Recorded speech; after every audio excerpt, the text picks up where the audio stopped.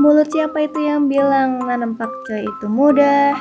Tentu saja yang bilang itu adalah mulutku sendiri. Karena berdasarkan dari pengalamanku, pakcoy itu paling mudah buat ditanam ya. Tinggal disemai, disiram, dikasih pupuk, jadi deh, jadi bisa segede ini. Cuman ada aja yang tetap daunnya tuh kayak gini. Kayak gini. Dan yang paling cukup menyebalkan itu adalah ketika diserang sama hama. Karena aku sendiri tuh sebenarnya kasihan ya sama serangga-serangga kecil yang mau tinggal di kebunku. Apalagi di rumah memang ada kandang madu kelanceng.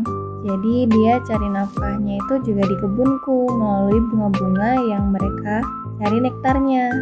Jadi sampai sekarang pun aku masih belum bisa menemui jalan titik tengah untuk mengatasi hama-hama yang ada di kebunku.